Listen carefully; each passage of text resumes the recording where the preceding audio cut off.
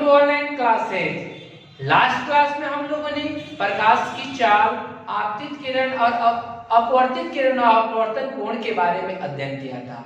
अगर आपने वो वीडियो नहीं देखा है तो उसे जरूर देखें। आपको अच्छा लगे तो उसे लाइक करें और अधिक से अधिक शेयर करें। यदि आप हमारे चैनल पे नए हैं तो इसे सब्सक्राइब कर लें, जिससे आने वाले वीडियोज आप तक सबसे पहले पहुंच सके। आज का जो हमारा टॉपिक है वो बोर्ड के लिए सबसे ज्यादा इंपॉर्टेंट टॉपिक है। वेरी इंपॉर्टेंट टॉपिक है, इसलिए इसको आप VVI रखेंगे। बहुत ज्यादा इंपॉर्टेंट टॉपिक है जिसका नाम है अपवर्तनांक। बिहार बोर्ड से बहुत सारे क्वेश्चन इसमें पूछे जाते हैं, इसलिए ज्यादा इंपॉर्टेंट है हमारे लिए। इसे VVI आप इसको लिख लेंगे। अपवर्तनांक या रिफ्लेक्टिव इंडेक्स होता क्या है? बिल्कुल साधारण सा है चीज, थोड़ा सा दिमाग लगाइए समझ में आ जाएगा। निर्वात में प्रकाश की चाल, मतलब जो निर्वात में प्रकाश की चाल पीछे पढ़े थे हम लोगों ने C, और किसी माध्यम में प्रकाश की चाल मतलब CM, C और M मतलब मीडियम के अनुपात को उस माध्यम का अपवर्तनांक कहते हैं। अर्थात निर्वात में जो प्रकाश की चाल थी और उसके बट्टा में किसी माध्यम में प्रकाश की चाल अगर रख दी जाए तो जो भी बनेगा वह अपवर्तनांक बनेगा और उसे उस माध्यम का अपवर्तनांक कहते हैं। इसका अगर लिखा जाए डेफिनेशन के अनुसार, अगर इसका अर्थात लिखा जाए तो क्या लिखा जाएगा कि अपवर्तनांक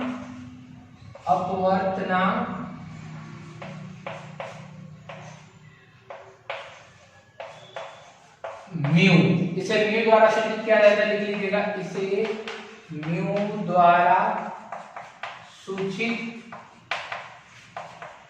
किया जाता है। कहीं कहीं पे एन भी लिखा रहता है, ठीक है, तो आप म्यू से हम लोग करेंगे, आगे भी यही पढ़ते रहेंगे, ठीक है। अपवर्तनांक किसे कहते हैं? तो किसी निर्वात में प्रकाश की चाल और किसी माध्यम में प्रकाश की चाल के अनुपात को उस माध्यम का अपवर्तनांक कहते हैं। इसे म्यू द्वारा सूचित किया जाता है। अर्थात अपवर्तनांक बराबर मतलब म्यू बराबर क्या हो जाएगा? डेफिनेशन के अनुसार निर्वात में प्रकाश की चाल, निर्वात में प्रकाश की चाल जो कि और बट्टा हमारा क्या हो जाएगा? किसी माध्यम में प्रकाश की चाल, किसी माध्यम में प्रकाश की चाल, मतलब जिस भी माध्यम का हमको ज्ञात करना है, ठीक है। तो म्यू बराबर फॉर्मूला क्या हो जाएगा? C, इसकी चाल का मान C होता है, इसको हम लोग क्या कहते हैं? CM। ये हमारा फॉर्मूला हो गया, ठीक है। तो म्यू बराबर हमारा क्या हो गया? C बट्टा CM। बहुत इंपॉर्टेंट है, याद रखिएगा, ठीक है। अब हम देखते हैं किसी एक का ज्ञात करके देखते हैं कि कैसे ज्ञात होता है, ठीक है। तो हम लोगों ने अभी 3 की चाल पढ़ा था, 3 का स्पीड पढ़ा था, निर्वात का पढ़ा था, वायु का पढ़ा था, सॉरी निर्वात का पढ़ा था, वायु तो एक ही हो गया, जल का पढ़ा था और कांच का पढ़ा था। इन तीनों से हम लोग ज्ञात करते हैं, एक एक करके किसी का अपवर्तनांक ज्ञात करते हैं। तो पहले हम पानी का अपवर्तनांक ज्ञात करते हैं, ठीक है। कुछ एग्जाम्पल है ये, जैसे हम लोग पानी का अपवर्तनांक ज्ञात करते हैं। पानी का अपवर्तनांक,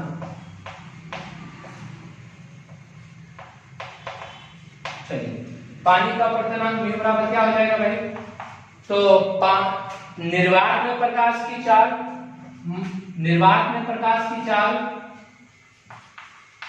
निर्वात में प्रकाश की चाल और उसके बट्टा में पानी में प्रकाश की चाल, पानी में प्रकाश की चाल। चलिए बोलिए भाई, निर्वात में प्रकाश की चाल कितनी थी? तो 3 × 10⁸ थी, यही था मीटर पर सेकेंड। और यहां हम देखते हैं पानी में प्रकाश की चाल, पानी में प्रकाश की चाल 2.25 × 10⁸ मीटर पर सेकेंड। तो मीटर पर सेकेंड से मीटर पर सेकेंड कट गया, 10 की घात से 10 की घात कट गया, क्या बचा हमारे पास? 3/2.25। दशमलव हटा देंगे, 2 को 0 दे देंगे।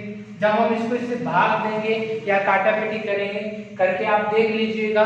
चलिए मैं यहाँ कहीं दे देता हूँ, मैं यहाँ भाग दे देता हूँ, निकाल दिया जाएगा। 300 और इधर है 225, एक बार में जाएगा 5, 9 में से हो गया 7, फिर 0 आ गया, फिर कितने बार में 2 3 6, 3 बार में जाएगा। 3 5 15 5 8 1, 3 दूना 6 7, फिर 3 दूना 6, 3 दूना 6, फिर 5 और 14 में से 7 गया 7, मतलब बार बार 7 5 आएगा, मतलब दशमलव के बाद यहाँ पे बार बार 3 3 बढ़ते जाएगा, मतलब इसका आंसर कितना आ गया 1.33। तो पानी में प्रकाश और पानी का अपवर्तनांक कितना हो गया v बराबर 1.33। हम लोगों ने ज्ञात किया उसी फॉर्मूले से, ठीक है। फिर एक और किसका हम लोगों ने पढ़ा था, कांच का पढ़ा था, तो कांच का भी याद कर लेते हैं। उदाहरण नंबर 1, उदाहरण नंबर 2 देख लेते हैं। कांच का अपवर्तनांक, इसका देख लेते हैं कांच के लिए। तो यही हो जाएगा बात, निर्वात में प्रकाश की चाल, ठीक है, और उसके बटे में क्या हो जाएगा, कांच में प्रकाश की चाल। चलिए भाई, निर्वात में कितना था, तो 3 × 10⁸ मीटर पर सेकेंड था, और इसमें था 2 × 10⁸ मीटर पर सेकेंड। पता है ना आप लोग को, मीटर पर सेकेंड से मीटर पर सेकेंड कर दिया, 10 से 10 कर दिया, 2 से इसको काटेंगे तो 2 1 दशमलव कितना हो जाएगा 5, 1 दशमलव कितना हो जाएगा 5, इसका अपवर्तनांक 1.5 हो गया, अर्थात पानी का अपवर्तनांक 1.3 और इसका अपवर्तनांक 1.5 हो गया, मतलब कांच का अपवर्तनांक पानी के अपवर्तनांक से अधिक हो गया, ठीक है। फिर आप लोग अपवर्तनांक याद कर सकते हैं अगर आपको 4 बात पता हो, ठीक है। और एक और बात यहाँ पे नोट में याद रखिएगा कि ये दोनों की चाल का अनुपात होता है, दोनों की किसका अनुपात होता है, चाल का अनुपात होता है, इसलिए अपवर्तनांक का कोई मात्रक और विमा नहीं होता है, क्योंकि नहीं, अपवर्तनांक की कोई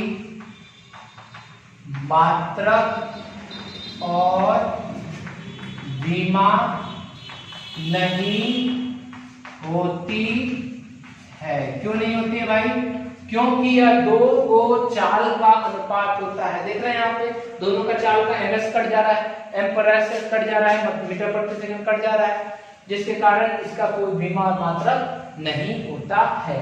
तो यहाँ आप लोगों ने एक बात जरूर देखा कि पानी में प्रकाश की चाल 2.25 थी, तो उसका अपवर्तनांक कितना आया 1.33, और कांच में प्रकाश की चाल 2 × 10⁸ थी, यहाँ पे कितना आया 1.5, अर्थात जिसमें प्रकाश की चाल अधिक होती है उसका अपवर्तनांक कम होता है, और जिस माध्यम में प्रकाश की चाल कम होती है उस माध्यम में उसका अपवर्तनांक अधिक होता है, ठीक है। ये लिख लीजिएगा, एक और नोट में दूसरी बात लिख लीजिए, ये फर्स्ट बात है, सेकंड बात लिख लीजिएगा कि जिस माध्यम का अपवर्तनांक, जिस माध्यम में प्रकाश की चाल अधिक होती है उसका अपवर्तनांक कम होता है, तथा जिस माध्यम में प्रकाश की चाल कम होती है उसका अपवर्तनांक अधिक होता है। तो ये आप बात लिख लीजिएगा, लिखने के बाद ये आपका टॉपिक जो है अपवर्तनांक जो है वो हमारा क्या हो गया, समाप्त हो गया, ठीक है। फिर इसके बाद अभी हम दूसरा इसके टॉपिक पढ़ेंगे, पहले इसको आप लोग अच्छे से नोट डाउन कर लीजिए। चलिए स्टूडेंट्स, अब हम लोग कुछ माध्यमों में अपवर्तनांक का देखते हैं कि कुछ माध्यम जो होते हैं उनमें अपवर्तनांक का मान कितना होता है। तो हमारे पास कुछ माध्यम दिए हुए हैं, सबके बारे में एक एक करके देखते हैं। हाँ, एक और बात मैं आपको बताने वाला था, अपवर्तनांक को ही निरपेक्ष अपवर्तनांक कहा जाता है, मतलब किसी की अपेक्षा उसमें अपवर्तनांक नहीं होता है, और एक होता है अपेक्षिक अपवर्तनांक जिसके बारे में हम लोग को आगे पढ़ना है। बस पहले आप यह जानिए कुछ माध्यमों में का अपवर्तनांक कितना होता है। चलिए एक एक करके देखते हैं। पहला नंबर है वायु। वायु का अपवर्तनांक 1.00 0.03 होता है, ठीक है, तो आप पहले जानते हैं। बर्फ का जो अपवर्तनांक होता है 1.31 होता है, पानी का होता है 1.33, अल्कोहल का 1.36, केरोसिन का 1.44 होता है। बट एक बात याद रखिएगा, आपने अभी पढ़ा था कि जिसका घनत्व अधिक होता है उसका अपवर्तनांक अधिक होना चाहिए, परंतु यहाँ पर केरोसिन का घनत्व पानी के घनत्व से कम होता है, परंतु तब भी इसका जो अपवर्तनांक है अधिक होता है। तो यहाँ पर जो घनत्व लिया जाता है वो प्रकाशिक घनत्व लिया जाता है। कौन सा घनत्व लिया जाता है? प्रकाशिक घनत्व लिया जाता है, जिसके कारण केरोसिन का प्रकाशिक घनत्व ज्यादा होता है पानी के अपेक्षा, इसीलिए इसका अपवर्तनांक अधिक होता है। फिर यहाँ पर क्वार्टज पिघला हुआ है 1.46, ठीक है, पिघला हुआ क्वार्टज का 1.46 हो जाएगा। तारपीन का तेल का 1.47, क्राउन कांच जो होता है उसका 1.52 होता है, ये साधारण कांच होता है, ठीक है। फिर फ्लिंट कांच, इसको और सघन बनाया जाता है जिसका होता है 1.65 होता है। रूबी माणिक्य जो होता है, एक माणिक्य कहा जाता है, रूबी आभूषणों में लगाया जाता है, तो उसका होता है 1.71। नीलम एक मणि है जिसको अंगूठी में पहना जाता है, तो 1.77 होता है, और हीरा 2.42 होता है। तो इसमें आप लोगों को मैं बता दे रहा हूँ, कुछ ज्यादा इंपॉर्टेंट है उनको आप लोग को हमेशा याद रखना है। वायु का याद रखना है, बर्फ का याद रखना है, पानी का याद रखना है, केरोसिन का याद रखना है, आप लोग को क्राउन कांच का याद रखना है, तारपीन के तेल का याद रखना है, फ्लिंट कांच याद रखना है, और हीरा याद रखना है, ठीक है। ये कुछ मैंने आपको बता दिया जो ज्यादा इंपॉर्टेंट है, इतने का आप हमेशा याद रखिएगा, क्योंकि इससे आपको आगे क्वेश्चन भी बहुत ज्यादा मिलेंगे, ठीक है। अब मेरे तरफ से क्वेश्चन आप लोग को दिया जा रहा है, आप इसका आंसर सोचिए, ठीक है। आप इसका आंसर भी लिखना होगा, आपका ये प्रश्न होगा, हीरा का अपवर्तनांक 2.42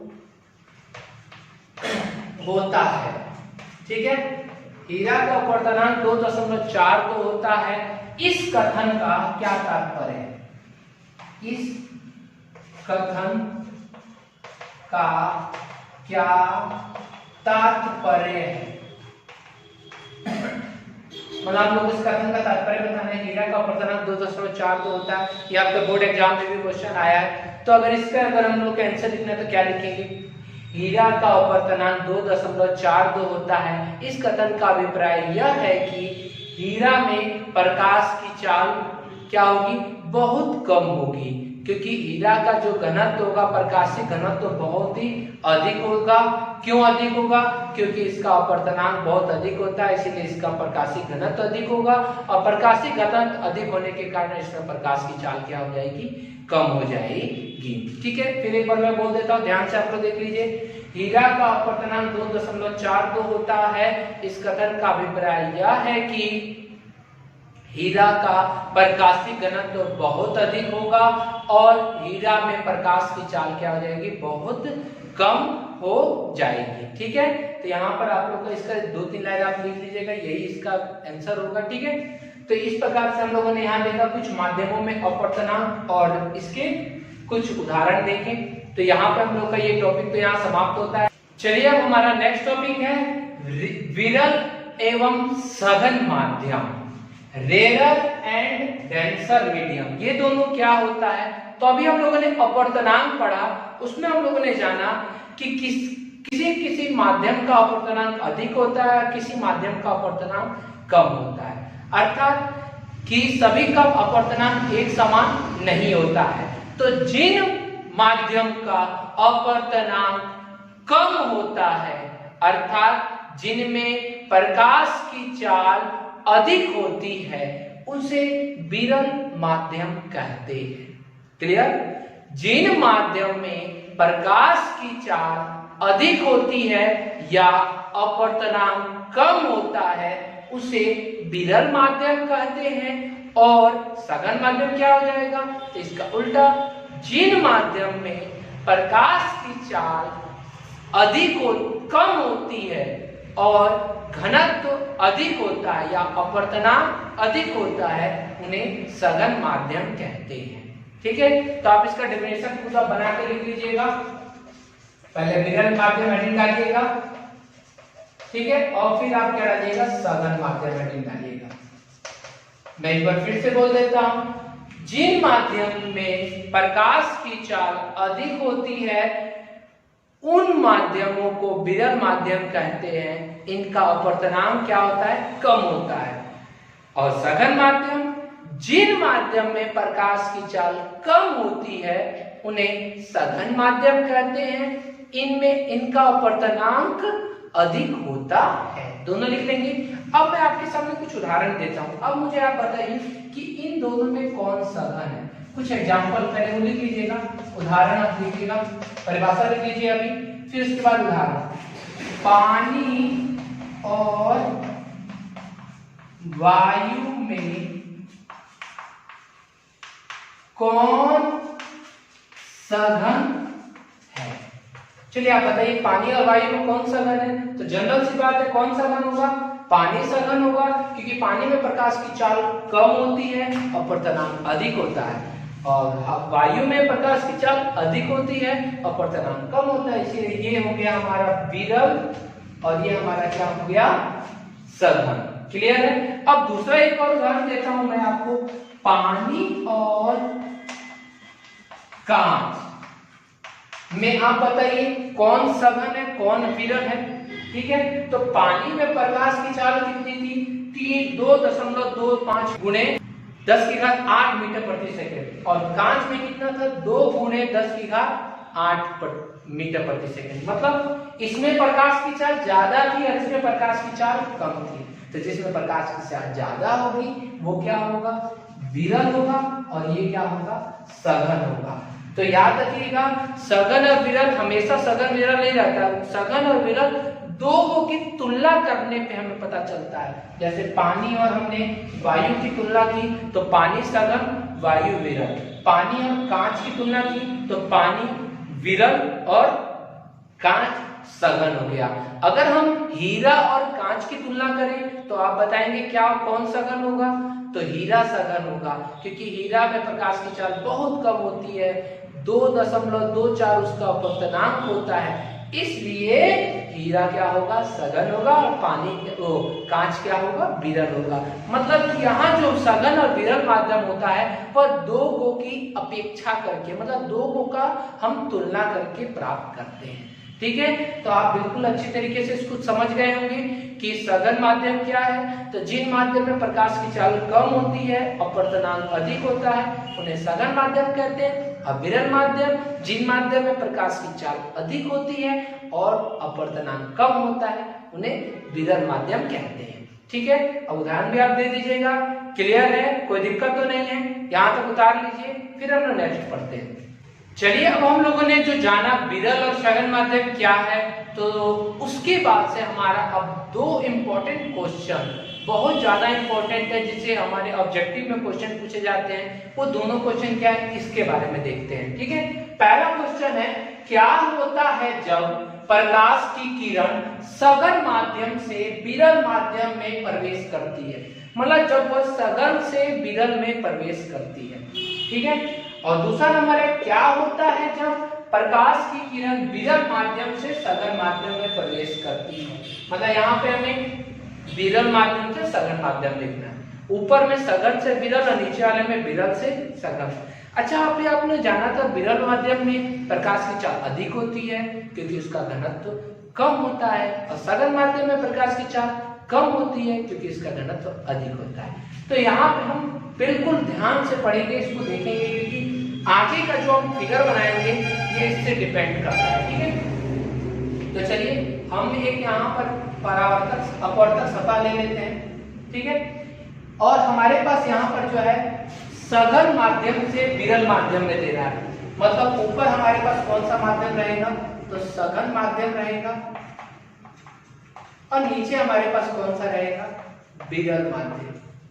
ठीक है, सघन माध्यम का आपको पता है कि प्रकाश की चाल कम होती है, तो यहाँ पे हम सघन माध्यम को थोड़ा सा रंग देते हैं।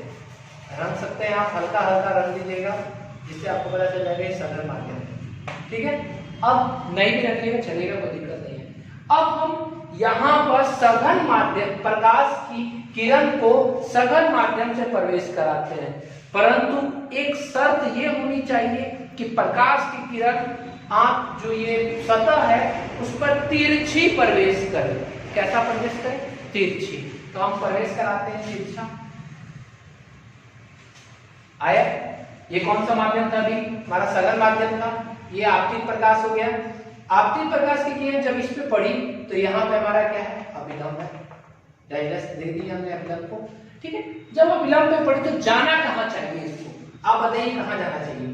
अगर ये पूरा प्लेन होता, कोई भी माध्यम नहीं होता, एक ही माध्यम होता, तो वो जाता कहाँ?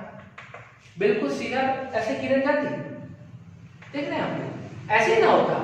परंतु यहाँ पर सघन माध्यम है और यहाँ पे कौन सा माध्यम है?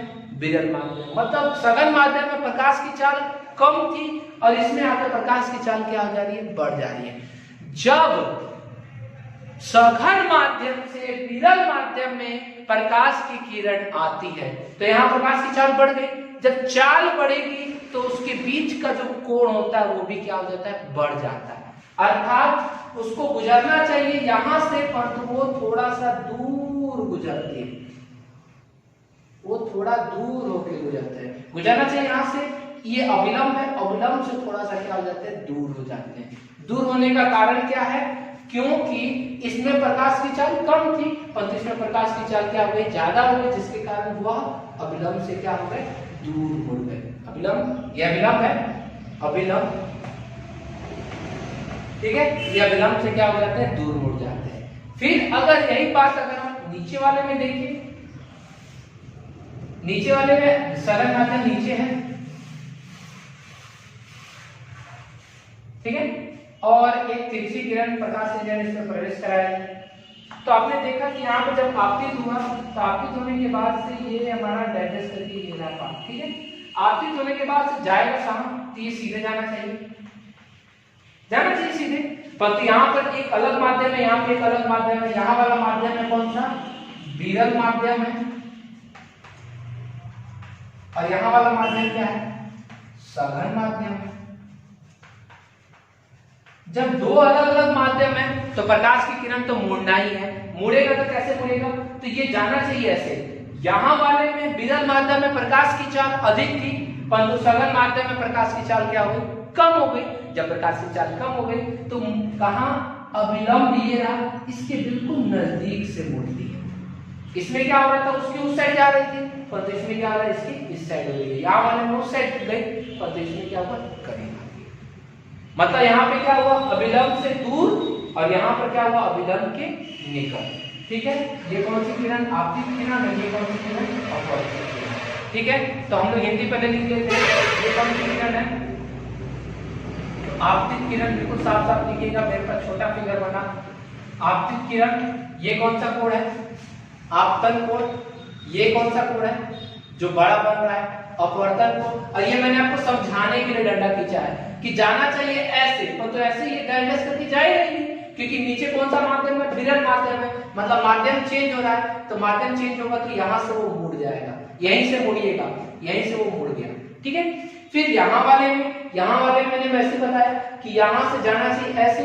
तो ये पहले यहाँ लिख लीजिए, कौन सी किरण है? ये अपवर्तित किरण है, अपवर्तित किरण, ठीक है। और यहाँ वाले में ये हो गया आपतित किरण। ये कौन सा कोण हो गया? आपतन कोण। ये कौन सा कोण हो गया? परावर्तन कोण। और ये जो सीधा डंडा जो निकल रहा है बाहर, ये कौन सा हो गया? ये हो गया अपवर्तित किरण। कौन सी किरण? अपवर्तित किरण, ठीक है। तो ये आप लोग को समझ में आ चुका होगा। जैसे एक बार देख लीजिए, जब प्रकाश की किरण सघन माध्यम से विरल माध्यम में जा रही है तो वो अविलंब से दूर मुड़ जा रही है, और यहाँ जब विरल माध्यम से सघन में आ रही है तो अविलंब की निकट में जा रही है। मतलब अब इसका आंसर हम लिखते हैं, जब प्रकाश की तिरछी किरण, ठीक है, विरल माध्यम से, सघन माध्यम से विरल माध्यम में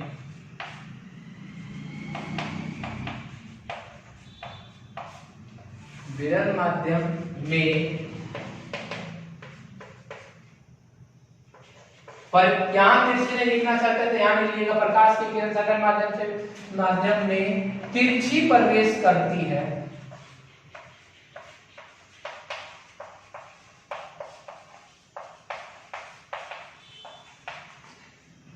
तो यहाँ पे कोई चीज नहीं है तो प्रवेश करती है तो वह मतलब आपतित किरण अविलंब से दूर मुड़ जाती है।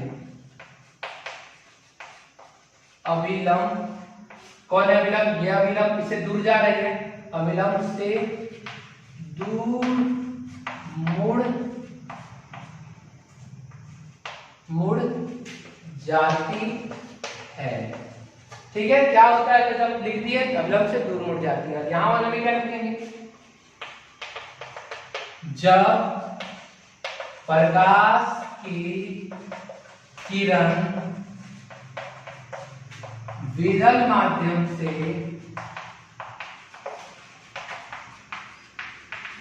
सघन माध्यम में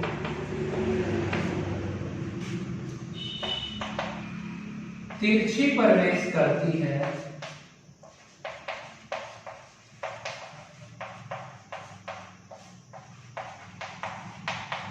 तो वह क्या हो रहा है? तो वह अविलंब से दूर मुड़ रही थी और यहां पे देखिए अविलंब ये रहा, इसके बिल्कुल पास आ रही है तो वह अविलंब के निकट मुड़ जाती है।